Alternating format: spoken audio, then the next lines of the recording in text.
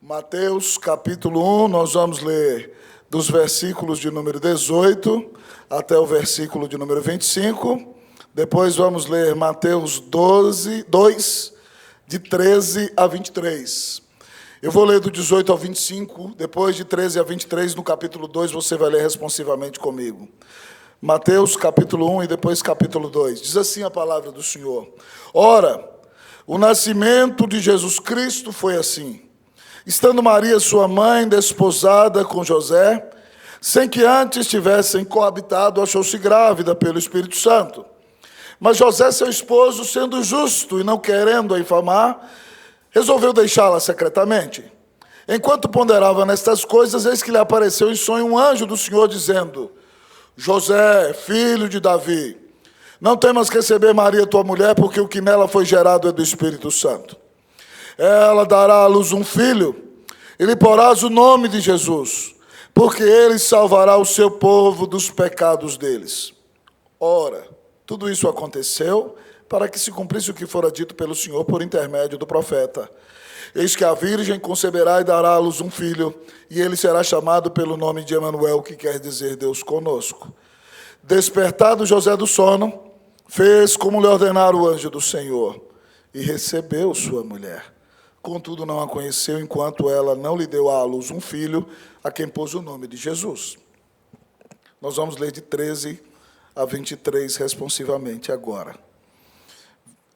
Tendo eles partido, capítulo 2, tendo eles partido, eis que apareceu um anjo do Senhor a José em sonho e disse: Dispõe-te, toma o menino e sua mãe, e foge para o Egito, e permanece lá até que eu te avise, porque Herodes há de procurar o menino para o matar.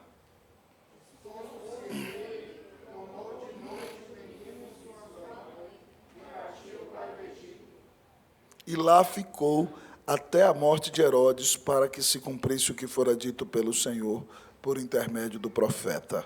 Do Egito chamei o meu filho.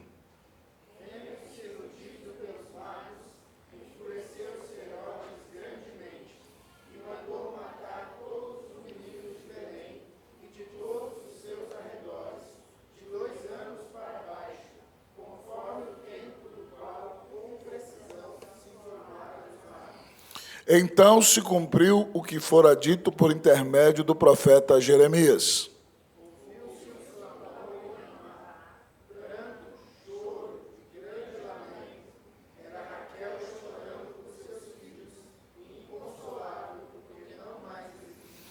Tendo Herodes morrido, eis que um anjo do Senhor apareceu em sonho a José no Egito e disse-lhe: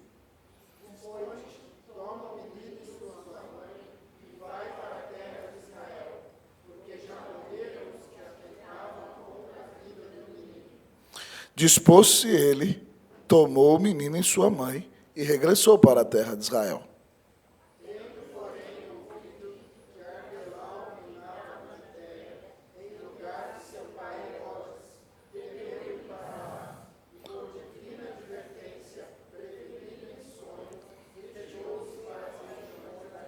Todos os 23.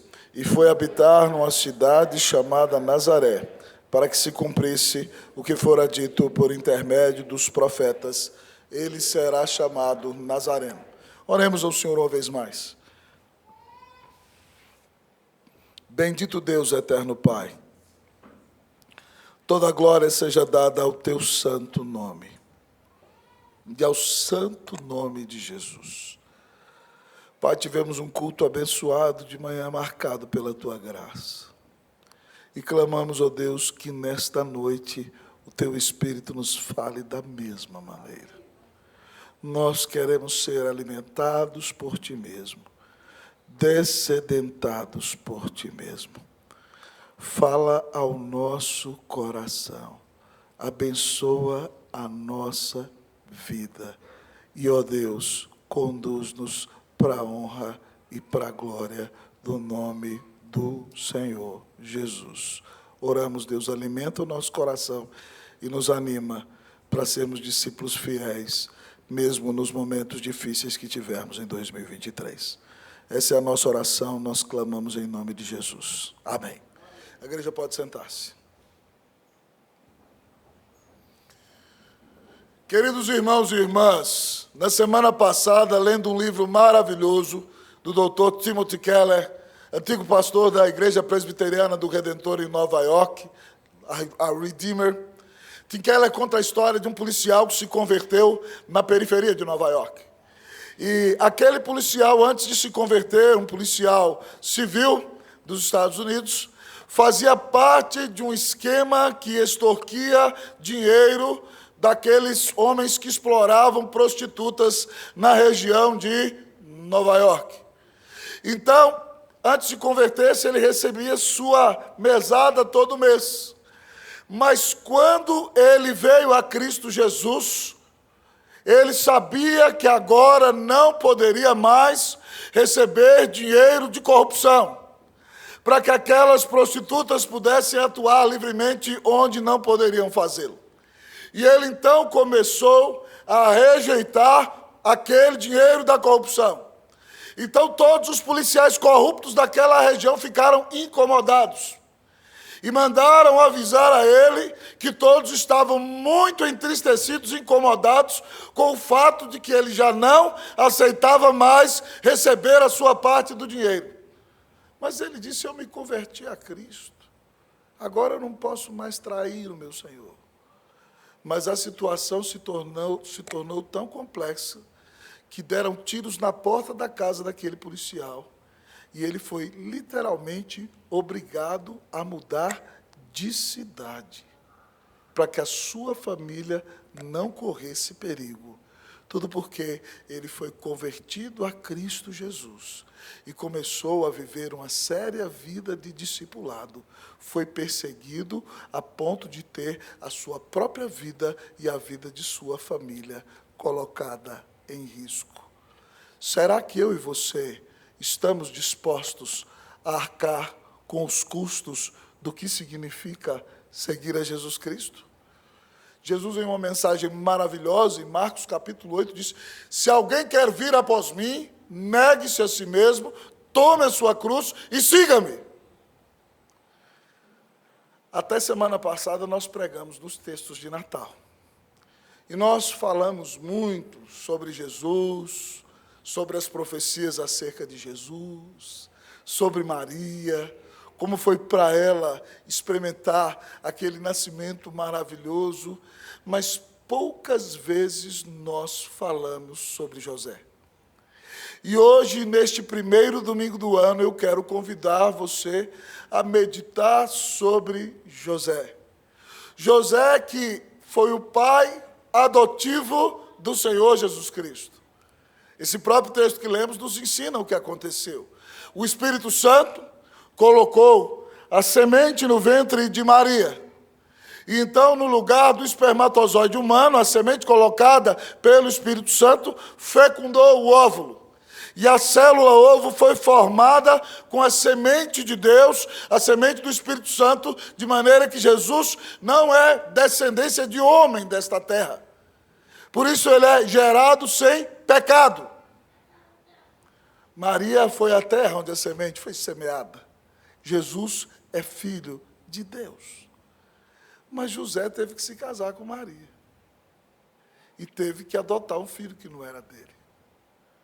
Você já parou para pensar sobre quanto custou para José ser o pai de Jesus?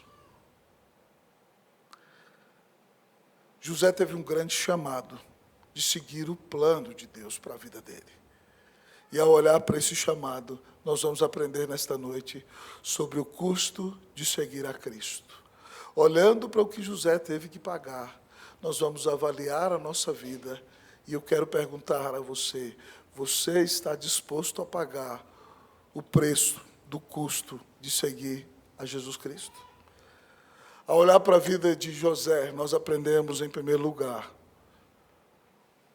qual é o custo de seguir a Cristo? Em primeiro lugar, você aprende do texto que seguir a Cristo pode custar a sua reputação. Seguir a Cristo pode custar a sua reputação. Nós vamos ler versículos 18, 19 e 20. Vamos ler, eu leio o 18, vocês o 19, nós todos o 20. Ora, o nascimento de Jesus Cristo foi assim. Estando Maria, sua mãe, desposada com José, sem que antes tivessem coabitado, achou-se grávida pelo Espírito Santo.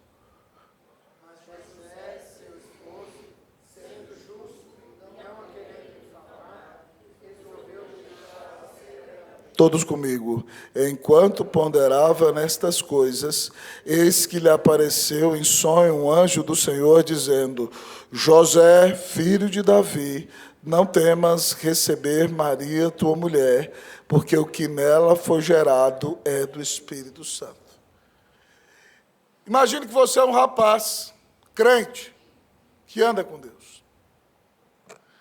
E você é um rapaz tão sério, tão dedicado, que muitas meninas da vila na qual você mora estão de olho em você. Algumas delas já até insinuaram para que as mães delas conversassem com a sua.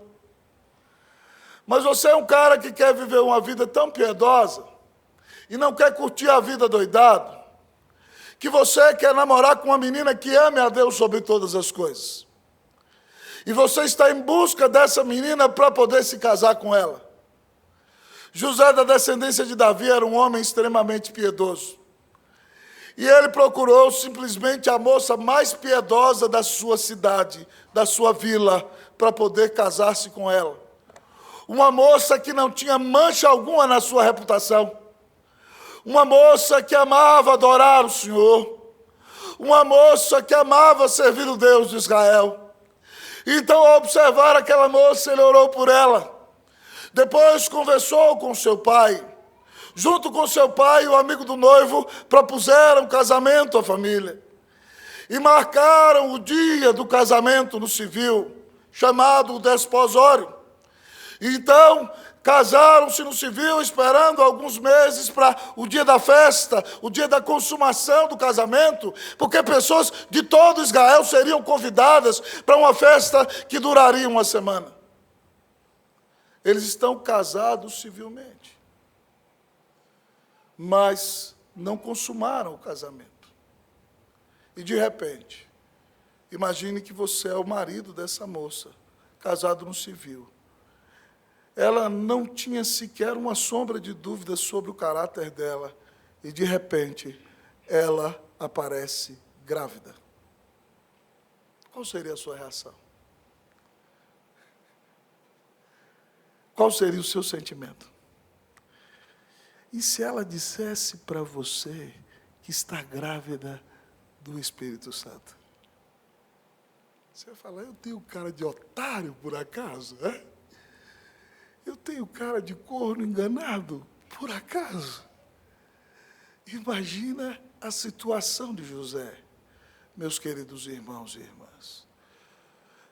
Mas José ama tanto Maria, tanto, que para não expô-la a uma grande pena daquela época, porque a lei dizia que a mulher que adulterasse tinha que ser apedrejada. Ainda que essa já não fosse a prática tão comum nos dias de Jesus.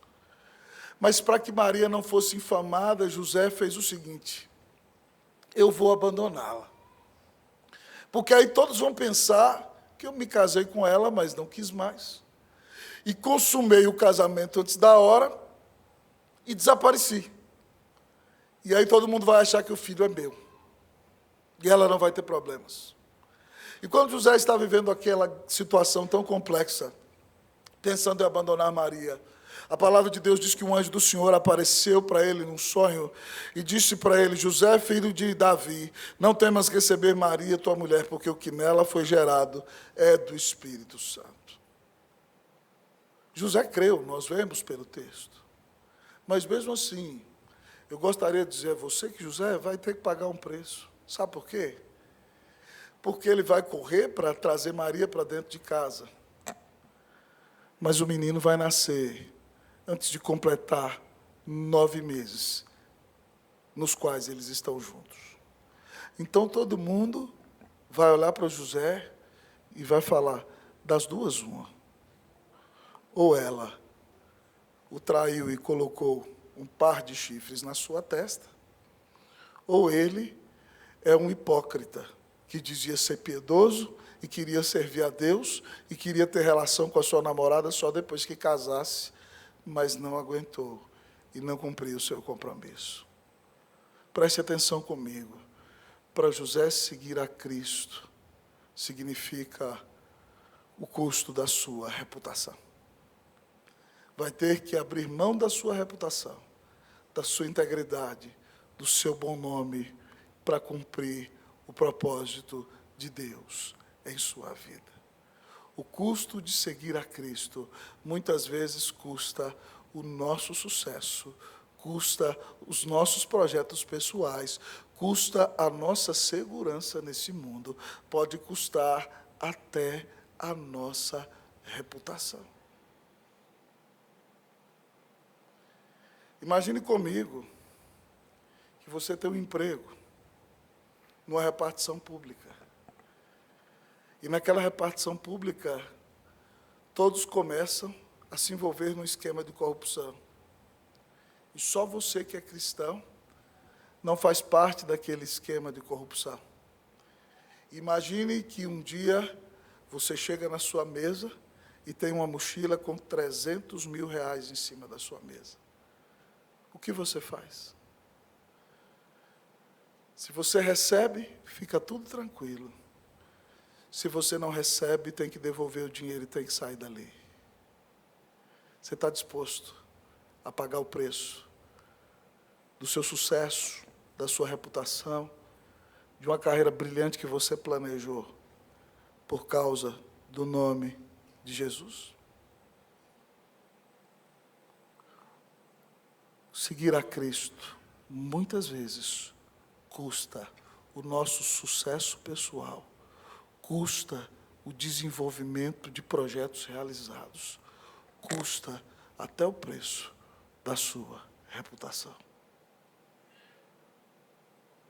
Deus está nos dando 2023 de presente. Você terá inúmeras possibilidades diante de si. Você vai ser fiel a Jesus Cristo. Eu tive um amigo que era um jovem, crente piedoso na igreja. Começou a namorar uma moça. Achou que aquela moça era piedosa. Mas, de repente, ela, com toda a sua beleza e sensualidade, começou a usar todos os seus recursos para seduzi-lo. E ele chorando, clamando a Deus por misericórdia. E um dia, literalmente, no lugar em que estavam ambos sós, ela o imprensou na parede e disse a ele: faça amor comigo. E ele, tremendo, chorando em desespero, saiu correndo. Ela espalhou para todo mundo que ele era um frutinha e um homossexual, porque não teve coragem de ter relação com ela. Tudo porque decidiu seguir a Cristo. Teve que pagar com a sua própria reputação. Depois se casou, é um pastor, há mais de 30 anos, lá na capital federal. Mas você está disposto a pagar o preço de seguir a Jesus Cristo? Você vai entrar na universidade e todos vão sair, beber até cair. Você vai beber para dizer que é igual a todo mundo? Todos vão cheirar uma fileira de cocaína, para não ter problema, você vai cheirar junto? Ou todos vão dizer: maconha está quase legalizada, é uma droga para você relaxar, fuma aí um baseado. Você vai fumar? Preste atenção, meu irmão. Para José, seguir a Cristo custou a sua reputação. E se você quer ser fiel a Jesus Cristo nesse mundo, ainda hoje pode custar a sua reputação. Mas o Senhor Jesus deu a vida na cruz por você. Você está disposto a seguir a Jesus Cristo?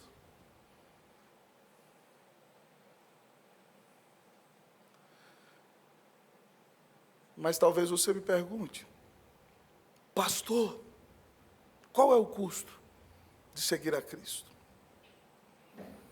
Para José, custou a sua reputação. Mas, em segundo lugar, para José, custou a sua renúncia. Qual é o custo de seguir a Cristo? Seguir a Cristo exige de nós renúncia. Vamos ler o versículo 21.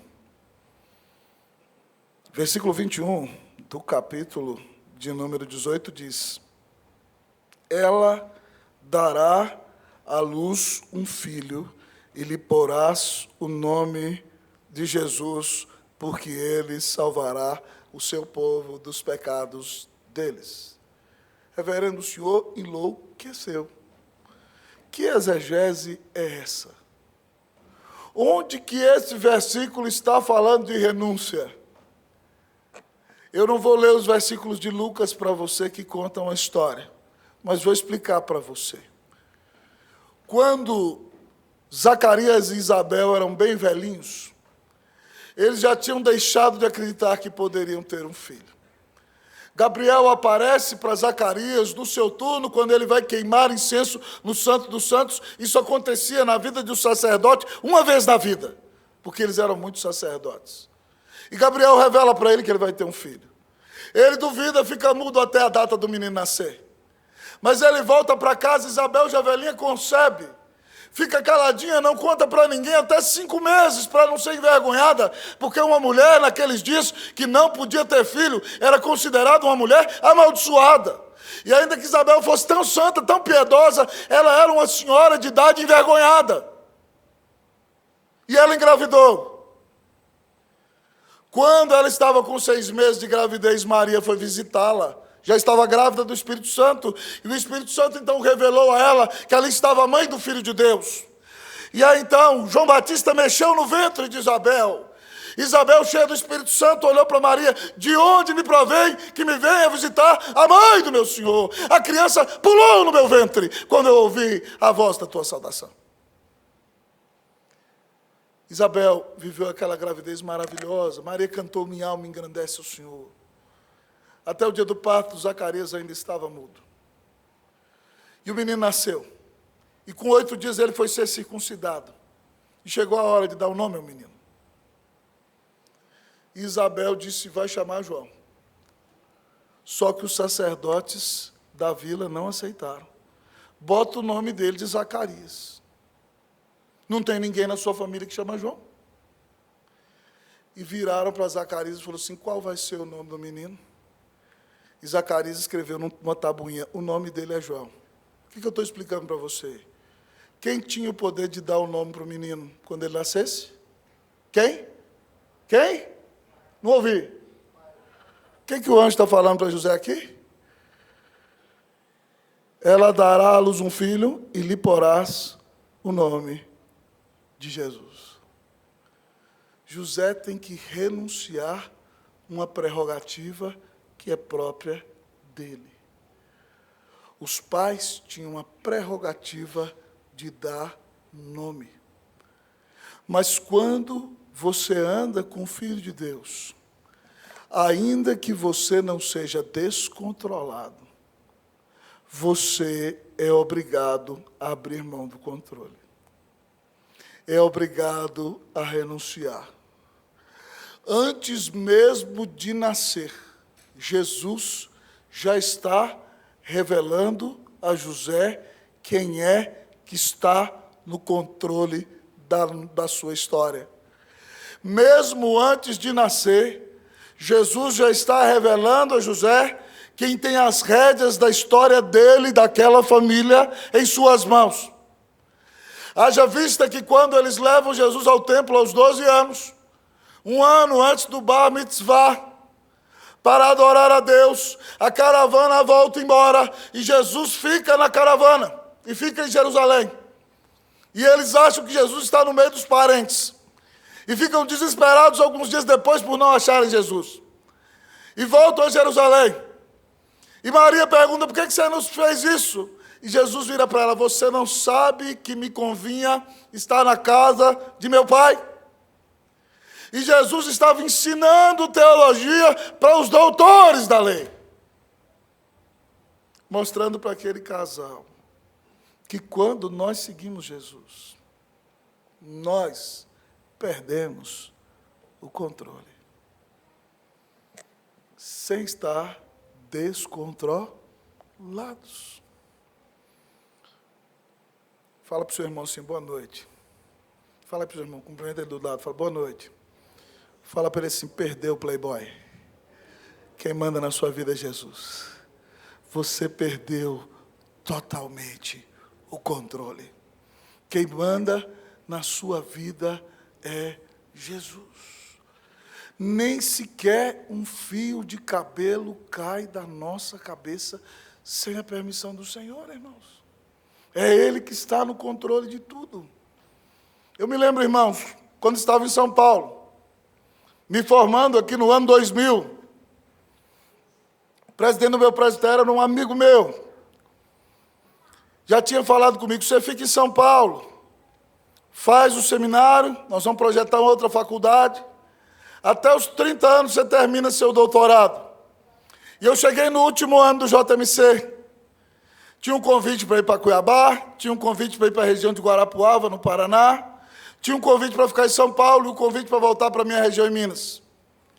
E eu já estava com tudo planejado.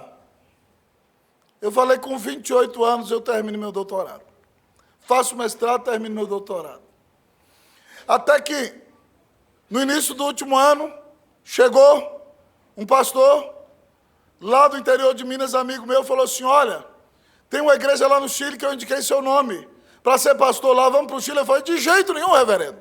Deus me chamou para o Brasil. O Chile, para que eu vou para o Chile?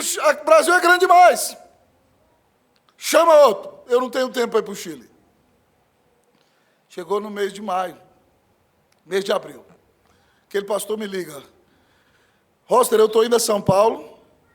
Estou levando o presbítero do Chile, a esposa dele, a prima. Estamos levando o pastor que é seu tutor no presbitério. Os chilenos querem conversar com você. Eu falei, reverendo, o senhor vai fazer esse pessoal fazer uma viagem perdida, porque eu já disse para o senhor que eu não vou para o Chile. Ele não, sem compromisso. E aí, vieram. Me levaram para jantar numa churrascaria que está em frente à igreja metodista da Avenida Vereador José Diniz, do Campo Belo. Na época chamava-se Ibirapuera Grill, hoje tem outro nome.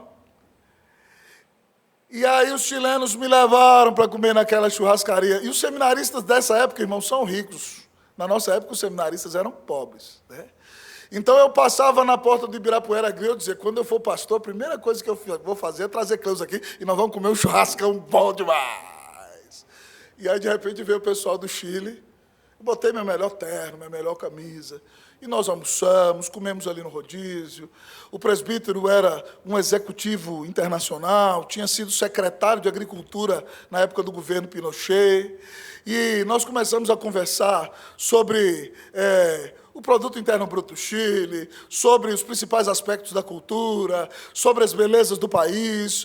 E aí eu liguei para a Cleusa e falei assim, olha, vamos almoçar com esse pessoal, depois eu dispenso eles. Mas aí ela, filha mais nova, a mãe dela tinha o desejo que nós casássemos e eu construísse uma casa em cima da casa dela. Hein? Ela falou para a mãe dela, acho que é de Deus, filha. Eu liguei para minha mãe, esse pessoal vindo do Chile, fica aberto, pode ser de Deus. E eu falei, estou lá almoçando com eles. De repente o presbítero se levanta e fala assim, pastor, há 2 anos nós recebemos seu nome. O senhor não nos conhecia, mas nós o conhecemos. Nós sabemos suas notas do seminário. Nós estamos orando por você há 2 anos. E para você, pastor, não achar que eu sou louco, eu trouxe minha irmã, minha prima e minha esposa. E eu vim aqui em nome do Conselho da Sexta Igreja Presbiteriana de Santiago para dizer para o senhor que Deus está chamando o senhor para ser o nosso pastor. A hora que ele falou aquilo, o Espírito Santo confirmou no meu coração, na hora. Eu falei assim, estou no sal. Mas mantive a pose. Falei, não, preciso conhecer e tal. Mas naquela hora, irmãos, eu já sabia que tinha que ir. Eles me levaram lá no dia 5 de junho de 2005, fiquei alguns dias lá. E quando eu preguei para a igreja, me reuni com o conselho naquela mesa, eu falei, irmãos, o que vocês esperam? Nós queremos um pastor que nos alimente com a palavra, que nos discipule, que cuide de nós, que caminhe conosco no Evangelho de Jesus. Ali Deus confirmou todas as coisas, irmãos. Nós passamos 7 anos no Chile. Naqueles 7 anos, para a honra e para a glória do Senhor Jesus, derrubamos a igreja 2 vezes e aumentamos. A igreja triplicou de número. Nossa igreja, enquanto nós estávamos ali, plantou outras 2 novas igrejas. Além disso, Deus nos usou para reorganizar o seminário do Chile, que era um seminário que funcionava à distância. Nós trouxemos uma equipe de 10 pastores do Brasil, formamos 15 pastores chilenos em 7 anos, para a honra e para a glória do nome do Senhor Jesus. Além disso, a nossa equipe de 10 pastores brasileiros revitalizou 6 igrejas e plantou 5 no total. E eu nem queria ir para o Chile. Mas que bom que quem manda na minha vida não sou eu. Eu não tive meu doutorado com 28 anos de idade. Mas Deus nos deu um ministério abençoadíssimo naquele país. Voltamos de lá com 2 filhos. E aquilo marcou a nossa história, o nosso ministério até o dia de hoje. Eu não seria o pastor que eu sou, se Deus não nos tivesse usado naquele lugar durante 7 anos. Eu quero dizer para você o seguinte, que quando a gente começa a seguir Jesus, não adianta nós acharmos que nós estamos no controle. O Senhor vai nos achar num dia ou no outro. Então, se o Senhor tem um projeto para a sua vida, em nome de Jesus, ouça o que o Senhor está dizendo, e esteja disposto a renunciar para a honra e para a glória do nome de Jesus. Perdeu, playboy, você perdeu o controle, mas não está descontrolado. Que em 2023 você viva debaixo do controle do Senhor Jesus. Isso vai ser a melhor coisa que pode acontecer na sua vida. Você está disposto a pagar o preço de seguir a Jesus Cristo? Pastor, qual é o custo de seguir a Cristo? Para José custou a sua reputação.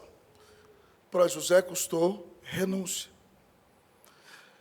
Mas qual é o preço, irmãos, de seguir a Cristo? Olhando para a vida de José.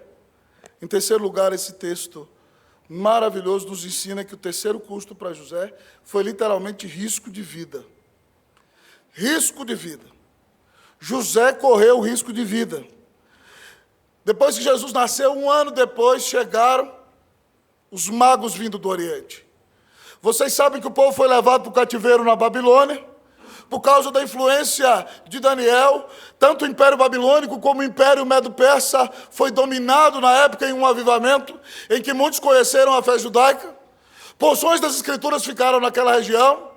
E então aqueles homens tiveram acesso à palavra de Deus, que dizia que quando o Messias nascesse, uma estrela nasceria de Jacó e um cetro que feriria as têmporas de Moabe. Então aqueles homens sábios, chamados de magos, estudavam as Escrituras, e quando eles viram a grande estrela lá do Oriente, eles sabiam que a profecia estava sendo cumprida. Eles então prepararam seus camelos, seus animais, uma comitiva que durou provavelmente 1 ano, e eles então chegam a Jerusalém. E vocês sabem que reina em Jerusalém Herodes o Grande, que de grande não tinha nada. Um homem louco pelo poder, quase um acéfalo, um homem que matou 4 de seus filhos, com medo de que eles tomassem o seu trono. E quando o próprio imperador romano dizia que era melhor você ser um porco do que ser filho de Herodes, César Augusto manda chamar Herodes a Roma para dar uma descompostura nele. Ele é casado com uma mulher judia, belíssima, muito inteligente, chamada Mariana, que é descendente dos Macabeus, os grandes líderes de Judá. Herodes ama Mariana, mas com medo de que ela dê um golpe e tome o trono, ele manda matar Mariana e a mãe dela quando vai a Roma. É um louco.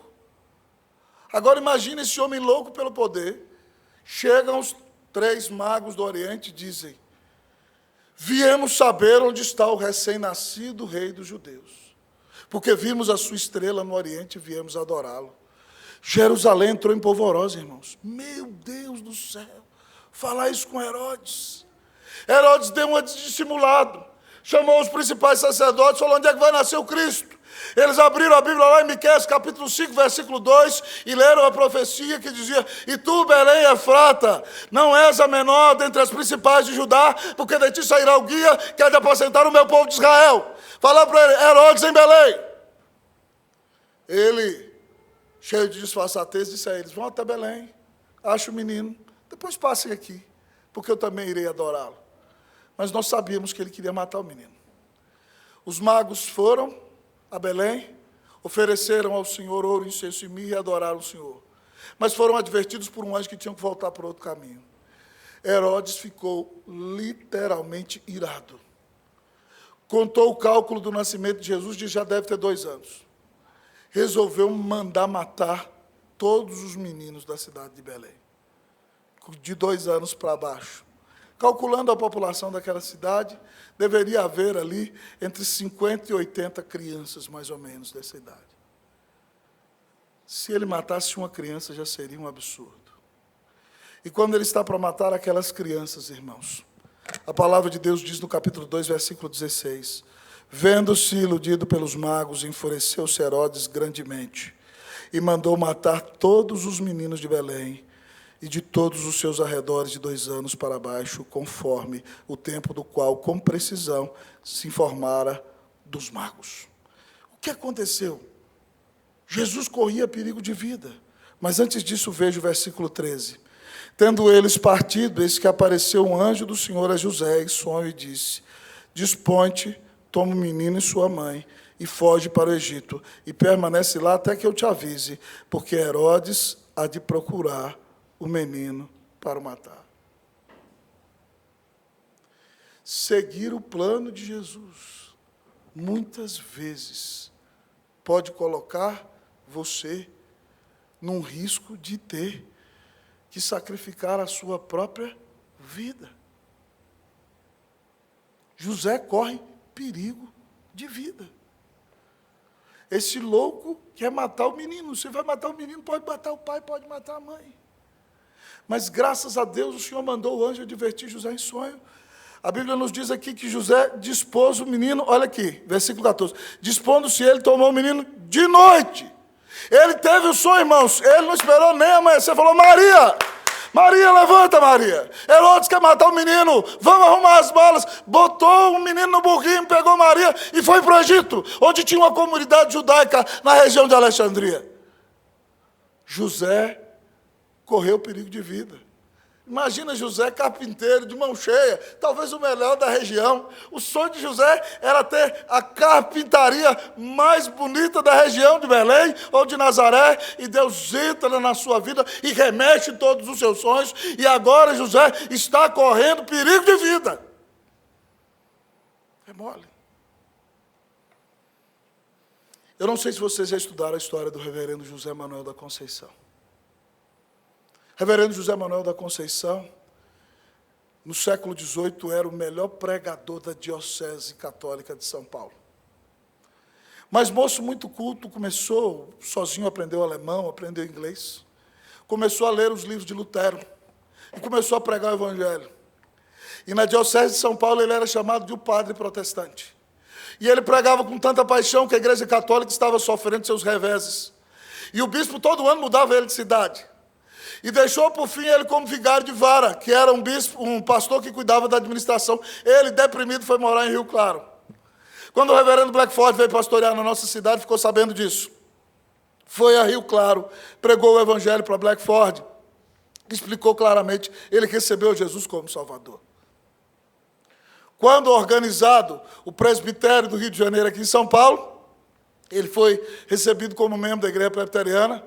E um ano depois, no dia 17 de dezembro de 1865, lá na Catedral Presbiteriana do Rio de Janeiro, foi ordenado o primeiro pastor protestante evangélico brasileiro da América do Sul. E José Manuel da Conceição se tornou um grande evangelista e um grande avivalista. Enquanto os missionários tinham seu estilo, suas regras, bem no ministério americano, José Manuel da Conceição saía daqui de São Paulo e ia andando a pé. Ia para a região de Limeira, ia para a região de Rio Claro, ia para Sorocaba, ele ia para todos os lados do interior de São Paulo, onde ele tinha sido vigário, ele chegava, pregava o evangelho, plantava uma igreja. A igreja de Brotas, a terceira igreja presbiteriana do Brasil, nasceu com o fruto das pessoas, das quais José Manuel da Conceição tinha sido padre delas e pregou o evangelho. As igrejas do sul de Minas, Deus usou aquele homem poderosamente. E certa vez, se eu não me engano, Lorena, quando ele chegou para pregar, o padre tinha mandado tumultuar a reunião. E mandaram matar José Manuel da Conceição. E o atirador foi para o lugar de culto e ficou escondido atrás da porta. E José Manuel da Conceição pregou o evangelho. E o atirador foi quebrantado pelo evangelho de Cristo. E depois que terminou o culto, ele chegou assim: pastor, eu fui contratado para matar o senhor. Mas quando eu ouvi pregando a palavra de Deus, eu reconheci que o senhor é um homem de Deus. E eu não posso atirar em alguém que prega o evangelho de nosso Senhor Jesus Cristo. Vou devolver o dinheiro a quem encomendou a sua morte. O poder da palavra de Deus tocou no coração daquele homem. Mas mal sabia o pastor que corria perigo de vida. Reverendo Roberto contou a história do reverendo Zacarias, que foi pastor fundador da nossa Igreja Unida, Zacarias de Miranda. Também um grande evangelista do interior de São Paulo, da região de Sorocaba. Reverendo Zacarias de Miranda ia pregar num lugar, e o sacerdote da região contratou um pistoleiro para matar ele. E ele ia passando, chegando naquela região, o pistoleiro foi lá, ouviu a palavra, foi quebrantado pelo senhor e disse: pastor, eu estava de tocaia para matar o senhor. Mas eu vi um exército marchando junto com o senhor. Quem eram aqueles homens que estavam marchando com o senhor? Ele falou: não tinha ninguém comigo. Deus mandou os seus próprios anjos para cavalgarem do lado de Zacarias de Miranda. Seguir a Cristo, irmão, às vezes é perigo de vida. Em outro lugar onde eu pastoreei, aconselhava uma irmã, esposa de um homem muito crente, e o irmão dele era bandido. E ele estava assediando aquela irmã. E insultando aquela irmã. E ela veio se aconselhar comigo. A ponto de imprensá-la na parede. Eu falei: denuncia para o seu marido. E denuncia assédio à polícia. Aquele homem era bandido. Ele ficou sabendo que eu falei aquilo. Ele veio no meu gabinete pastoral e ameaçou de me matar, se eu ficasse me intrometendo nas coisas da vida dele. Eu preguei para ele o evangelho. E falei para ele que se ele não se convertesse a Cristo, ele ia para o inferno. Graças a Deus, ele não me matou. Mas muitas vezes, seguir a Cristo é estar disposto a correr risco de vida, por causa do nome de Jesus. Às vezes é perder o emprego. Às vezes é ser rejeitado. Às vezes é ter até sua carreira sacrificada. Mas é poder deitar com a cabeça no travesseiro e saber que você foi fiel ao seu Senhor. Até onde você está disposto a ir por causa do nome de Jesus? Pastor, não sabia que tinha tanta coisa na vida de José assim, não. Presta atenção, lê a Bíblia direito. Observa melhor. Qual é o custo de seguir a Cristo, pastor? Nós já vimos que custa a nossa reputação, custa a nossa renúncia, como já vimos aqui, custa o risco da vida. Mas, em último lugar, o texto nos diz nesta noite que o custo de seguir a Cristo é o custo da obediência. No capítulo 1, depois que o anjo revelou que o menino que ia nascer de Maria era o próprio Salvador, que aquilo era o cumprimento de uma profecia de Isaías, dizendo que ia nascer o Emanuel na casa de José. A Bíblia diz no versículo 24 do capítulo 1 que, despertado José do sono, fez como lhe ordenara o anjo do Senhor e recebeu Maria, sua mulher. E é interessante o versículo 25, contudo não a conheceu enquanto ela não deu à luz um filho, a quem pôs o nome de Jesus. Ele recebeu Maria, levou para dentro de casa, mas não encostou um dedo nela até que Jesus nasceu. O verbo conhecer aqui não significa ser apresentado a alguém. Ele já a conhecia, levou para dentro de casa. Conhecer aqui significa ter um relacionamento íntimo e pessoal, um relacionamento de amor, de marido e mulher. José não teve relação com Maria até que Jesus nascesse. Depois teve. Porque aqui está dizendo claro no texto. Enquanto ela não deu à luz um filho. Depois que ela deu, teve. Tanto é que Lucas fala do nome dos vários irmãos de Jesus. Mas José obedeceu. José sacrificou a si mesmo e obedeceu, irmão. Depois, quando o Senhor manda ele ir para o Egito, a Bíblia diz, dispondo-se ele de noite, ele obedeceu. E o anjo falou para ele, vai lá, fica lá até que eu mandar, e vai se cumprir o que a Escritura diz, que do Egito chamei o meu filho, que está em Oséias 11:1. E aí depois, quando Herodes morreu, o mesmo anjo apareceu e falou, José pode voltar no sonho. E José voltou, irmãos. E aqui diz o texto que o anjo diz para ele no versículo 20, dispõe-te, toma o menino e vai para a terra de Israel. E é impressionante, irmãos, que os verbos da vida de José sempre é dispor-se. É muito legal. Olha aqui comigo, se você ler o versículo de número 24 do capítulo 1, despertado, José do sono, fez como lhe ordenara o anjo. Depois, no versículo 14 do capítulo 2, dispondo-se ele. Depois, no versículo de número 20 do capítulo 2, dispõe-te. Depois, no versículo 21, dispôs-se ele, tomou o menino e sua mãe e regressou para a terra de Israel. Ainda Arquelau reinava na Judéia, filho de Herodes, ele então foi para a Galileia para cumprir a profecia de que Jesus seria chamado Nazareno. José obedeceu. José obedeceu. José obedeceu. Deus requer de nós obediência. Deus não requer de nós, muitas vezes, grandes sacrifícios. Deus requer de nós obediência. Deus requer de nós fidelidade. Deus requer de nós que obedeçamos o seu projeto, o seu sonho e o seu chamado para a nossa vida. José abriu mão do seu projeto pessoal. E quando o anjo falava para ele, dispõe-te, ele se dispunha. Você não vê José reclamando, você não vê José murmurando, você não vê José dizendo, Deus matou meus sonhos. Não, Deus olha para ele, José faz isso, José para e faz o que Deus manda. Só obedece quem tem a consciência de que foi resgatado e de que não pertence a si mesmo. Tem a consciência de que pertence a Jesus, que o comprou com seu sangue na cruz do Calvário.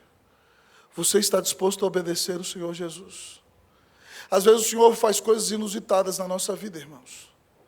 Às vezes o Senhor nos coloca em lugares em que nós menos esperávamos. Às vezes o Senhor fecha uma porta na nossa vida e nós não conseguimos entrar. Mas nós temos que reconhecer que o Senhor é soberano. Eu gosto muito, queridos irmãos, do versículo de Apocalipse 3:8, que diz que o Senhor Jesus tem na sua mão direita a chave de Davi, que abre portas que ninguém pode fechar e fecha portas que nunca ninguém jamais abrirá. Se Jesus abriu uma porta para você, ninguém fecha. Mas se ele fechou, você pode chutar, você pode gritar, você pode espernear, você pode rolar no chão, dar birra, como muitos meninos fazem. Não abre, não tem jeito. Ele é soberano. E eu e você precisamos obedecer. E aí, se você me perguntar, um dos testemunhos de alguém no Antigo Testamento que mais impacta a minha vida é o testemunho do xará de José. menino amado demais pelo seu pai. Seu pai o tratou como príncipe, os 11 irmãos ficaram com inveja.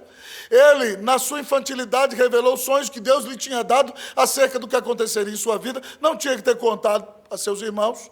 Foi jogado no fosso, vendido como escravo. Deus o abençoou na casa em que trabalhava, prosperou. O seu senhor prosperou muito. A mulher quis seduzi-lo, ele não topou, ela arrancou as roupas dele. Ele foi jogado na cadeia. Deus o fez interpretar o sonho do copeiro. Deus o fez interpretar o sonho do padeiro. E aí então José falou: quando você sair daqui, lembre-se de mim. O padeiro foi assassinado, o copeiro foi colocado no posto de ministro e copeiro do rei do Egito. Mas o copeiro não se lembrou de José. E José talvez amargou na cadeia entre 4 e 5 anos. Depois de 2 anos que ele estava ali, aconteceu isso com aqueles homens. José podia ter ficado ressentido, né? Mas preste atenção, às vezes Deus está te dizendo que não, você não está entendendo. Sabe por quê? Porque se o copeiro se tivesse lembrado de José, quando ele saiu da cadeia, José seria, no máximo, o copeiro auxiliar. Mas Deus tinha um projeto maior para José. Então, talvez José, naquele momento, José, falei para o camarada lembrar de mim, ele não lembrou. Mas quando o faraó teve o sonho das vacas gordas, das vacas magras, das espigas gordas, das espigas magras, ninguém conseguia interpretar, o faraó estava enlouquecendo, o copeiro lembrou. Quando eu fui colocado pelo senhor na cadeia, um homem interpretou meu sonho, fizeram a barba de José, arrumaram José. José falou assim: José, você tem o poder para interpretar o sonho? Ele: não eu, mas Deus. Deus deu poder, ele interpretou o sonho. 7 anos de prosperidade, 7 anos de escassez. Faraó nomeia alguém para administrar o Egito. Faraó conversou com conselheiros: o Espírito de Deus está em você. Você vai administrar o Egito. E José assume o Egito com 32 anos de idade. 30 anos. Compra tudo do Egito. Quando ninguém tem nada para comer, vende comida para o mundo inteiro. Seus irmãos, quando ele está com 39 anos, veja bem, ele foi vendido com 17 ou 18. Vem comprar. Tem todo um processo para quebrantar seus irmãos. Mas depois ele perdoa seus irmãos, traz seus pais. E depois de trazer seus pais, seu pai morre depois de 17 anos. Seus irmãos desesperados pensam que ele vai se vingar. Se ajoelham diante dele e falam assim: papai falou para você perdoar a gente. A gente quer ser seus escravos, nós vamos ser seus servos. José falou chorando: parem com isso. Eu vou sustentar vocês até vocês morrerem. Vocês intentaram o mal contra mim, mas Deus o transformou em bem. Meu irmão, simplesmente obedeça. Simplesmente obedeça. Eu vi um filme maravilhoso no Netflix esse mês. Conta a história de um menino que era jogador de beisebol. Beisebol não, futebol americano. Ervin, eu esqueci o sobrenome. Um menino negro. O menino era o melhor. Jogou no colégio, arrebentou. Conseguiu entrar num time na faculdade. Foi o melhor jogador do campeonato. Nenhum negro tinha jogado no Texas antes. Foi o maior fuzuê, não deixaram ele se hospedar no hotel. Mas o time dele foi lá, jogou no Texas, bateram nele, quase quebraram ele, mas ele foi lá, ganhou o jogo, foi um negócio maravilhoso. Era o melhor jogador quando um time contrata o moço para jogar no profissional. O nariz dele começa a sangrar. Na década de 60, ele é descoberto com uma leucemia. Ele vive 1 ano só. Sabe qual foi a minha lição, irmão? Eu virei para a Cleusa: quem põe limite para nós é Deus. Tem gente que pode fechar a porta para a gente, mas ninguém fecha a porta para a gente se Deus não deixar fechar. Quem põe limite para você é Deus. O menino era o mais talentoso, era o menino negro, era o menino que venceu todos os preconceitos, era o melhor. Era o melhor. Você falou: agora no profissional ele vai explodir. Deus simplesmente levou o menino. Não tinha tratamento para leucemia naquela época. Quem põe termo à nossa vida é quem, irmão? Então não se preocupe como estão te tratando. Não se preocupe se estão fechando portas ou não para você. Você só precisa obedecer. José obedeceu e foi um instrumento para salvar o povo de Deus. Esse José obedeceu e foi um instrumento para cuidar do Filho de Deus. E você, José, vai continuar questionando ou reclamando? Ou vai obedecer? Simplesmente obedeça. Viva com caráter de cristão. Da sua reputação, do seu nome, cuida a Deus. Até onde você está disposto a ir por causa do nome de Jesus? Ele te amou e deu a vida na cruz para te salvar. Que você esteja disposto, se necessário for, a dar a vida por causa daquele que deu a vida na cruz por você.